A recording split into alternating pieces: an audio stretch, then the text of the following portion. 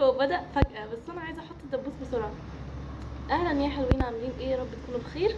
اعذروني مفيش مايك، المايك مش لاقياه ومحتاجه اصور بسرعه. تمام. النهارده هقول لكم الفيديو مش عارفه عن ايه، بس انا بجد جايه اقول لكم الخلاصه وحاجات مهمه جدا عن الامتحانات. اوكي. الفيديو بجد بجد انا اول مره اطلع فيديو من قلبي كده. كان نفسي قوي حد يقول لي على الكام نصيحه دول، قوي قوي، خصوصا في كام واحده كده كان نفسي حد يقولهم لي قبل الامتحانات. فانا عارفه ان اعتقد كل اللي بيسمعوا الفيديو تالتة اعدادي زيي، عشان امتحاناتنا بعد يومين او ممكن نقول يوم واحد. فانا هقول لكم تعملوا ايه ليله الامتحان وفي الامتحان وايام الامتحانات عامه. اول حاجه، معلش انا كاتبهم والله هم بسيطين قوي قوي، هم 4 بس. اوكي. مش هقص اي حاجه في الفيديو ده عشان بجد بجد مفيش وقت، انا محتاجه اخلص الفيديو واروح اذاكر. اوكي. اول حاجه واللي هي انا اصلا مكنتش مقتنعه بيها غير لما فعلا جربتها وعرفت قد ايه هي قذره وبجد بتوديني في داهيه اصلا وتودي اي حد في داهيه. هي ايه؟ تسمعوا مراجعه، انكم تسمعوا مراجعه للمنهج شاملا كده في فيديو 6 7 8 9 10 ساعات، او مثلا 5 ساعات انكم تسمعوا له مراجعه وبجد بجد وتفكروا نفسكم اللي هو اوف ده انا هخلص المنهج كله في 5 ساعات. يا جماعه انتوا بتلخبطوا دماغكم اصلا ومش هتفهموا حرف. انتوا هتكونوا فاهمين بعد ما تخلصوا انا مش فاهمه، انا حاسه الدنيا ضاعت في بعض ودي راحت لدي والمعلومه دي ضاعت مع دي. مفيش حاجه اسمها تسمعوا فيديو مراجعه كامل. تمام. ده اولا. طيب هتعملوا ايه؟ بصراحه انا بسمع فيديوز اللي هي بتكون اسئله واجوبه اللي دايما بيعملها مستر مهاب سلامه ومستر عطا بتاع الدراسات. دول بيعملوها، انا بسمعها عندهم بس عشان انا مش باخد درس دراسات، فبسمع للدراسات. والرياضه انا مش فاكره مستر عطا كان عباره عن ايه. لا لا لا، مقهى الرياضيات، مقهى الرياضيات اللي هو بتاع الرياضه، كنت بسمع له قوي لغايه دلوقتي بسمع له اصلا. هحط لكم الفيديوز اللي بسمعها في الكومنتس كده، هعملها لكم تثبيت. الفيديوز دي بتبقى كويسه، وهو بصراحه مقهى الرياضيات بيبقى حلو ليه؟ لان هو بيلخصها بطريقه حلوه، انما باقي المدرسين بيشرحوا كل حاجه كده ودماغكم اصلا هتبوظ. انتوا فاهمين الحاجه تراجعوها ليه تاني، تراجعوها في فيديو قصدي ليه تاني. راجعوها بالقراءه، راجعوها في الكتاب بتاعكم، انما انتوا تسمعوا فيديو حرفيا هيدمركم. تمام. اسمعوا مني نصيحه بس بامانه، وانا اتاكدوا ان في الفيديو ده مش هقول لكم ولا حاجه انا ما كنتش بعملها او مش بعملها او غلط. اتاكدوا ان انا بجد مش هقول لكم عن حاجه زي كده، والفيديو ده بالذات لان انا فاهماكوا قوي. كنت بعيط ايام الامتحانات زمان. المهم ندخل على تاني حاجه واللي هي دي الاصل في الاصل في الاصل في الاصل كل حاجه، اللي هي الثقه في ربنا ثم نفسكم. جماعه خلوا ثقتكم في نفسكم في الايام دي توب التوب، ان انتوا هتجيبوا ان شاء الله اعلى درجه. انا في البيت هنا هيتشلوا مني اصلا، اللي هو يا بنتي روحي ذاكري.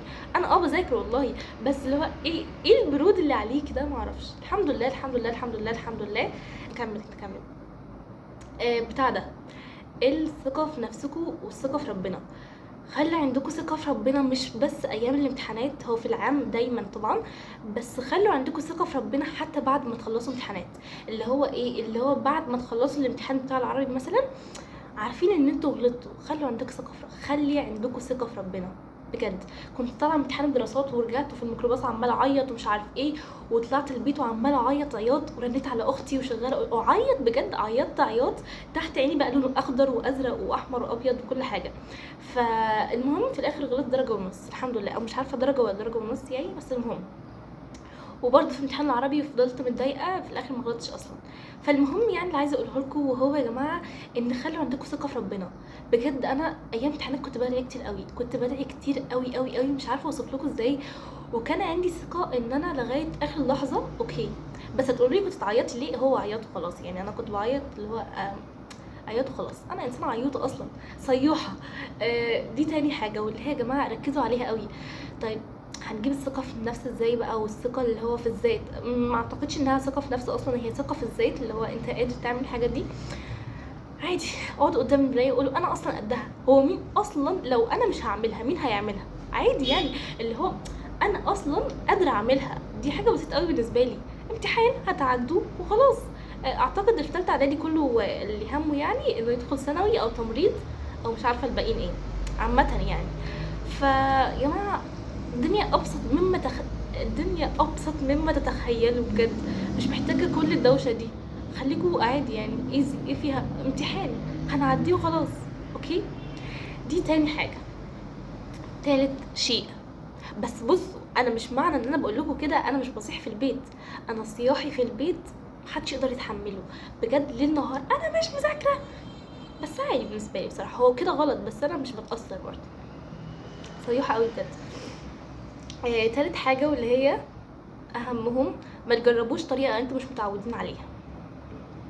اوكي، ما تجربوش طريقه انتوا مش متعودين عليها. انتوا مش بتسهروا، ما تسهروش عشان سمعتوا حد بيقول لكم.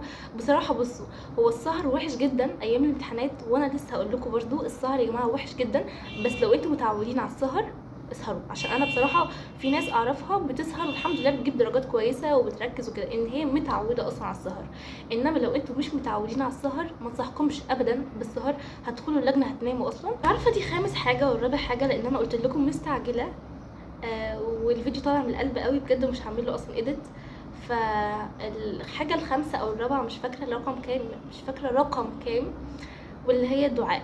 ادعوا يا جماعه، ادعوا كتير قوي، كتير قوي قوي قوي، ادعوا كتير. واحنا اصلا في ايام مباركه دلوقتي، فادعوا على قد ما تقدروا لغايه اخر لحظه. كنت حاطه لكم ادعيه في فيديو شورت، ممكن احطها لكم هنا، بس انتوا لو مهتمين هتدخلوا على القناه وهتبصوا على فيديوهات الشورت وهتلاقوا فيديو كده في فيديوهات شورت، بس انا ما كنتش اتكلم فيه او صورتي ما كانتش باينه. هتلاقوا زي خلفيه كده وعليها ادعيه. اوكي، ده بالنسبه للادعيه. ممكن احطها لكم في الكومنتس لو انا طيبه، بس انا مش طيبه مش هحطها لكم. في تاني؟ لا. طب في حاجه عايز تقوليها؟ لا. في معلومه كنت اخداها، مش اخداها يعني، انا شفتها من مين اسمه ايه، مش عارفه اسمه ايه والله. صفحته اسمها صلح نفسك او حاجه زي كده، مش عارفه اسمها اعتني بنفسك، صلح نفسك، حاجه زي كده يعني. هو ولد برضو في ثالثه اعدادي، كان بيقول اللي هو ما تاكلوش سكر الصبح. ثانكس على المعلومه الحلوه بجد، انا هعملها كده. اوكي، ما تشربوش يا جماعه، ما تاكلوش حاجه فيها سكر الصبح عشان بيعمل عندكم خمول وكده. انا كنت شايفه المعلومه من اللي هو في حد كده، مش قصدي والله مش قصدي. كنت شايفه المعلومه دي قبل كده بس كنت ناسياها، فشكرا ان هو فكرني. وليكوا لو انتوا متعرفوش، مش فاكره اسمه صفحته ايه، بس المهم انتوا اعملوا كده ان انتوا ما تشربوش سكر. وشكرا جزيلا لكم على المشاهده، ولا تنسوا الاعجاب والاشتراك في القناه. وعايزه اتكلم اللي هو كاني صحفيه كده، عشان انا كان نفسي ابقى صحفيه انا صغيره. عارفين ده اسمه تهرب من المذاكره. يلا باي يا جماعه، باي.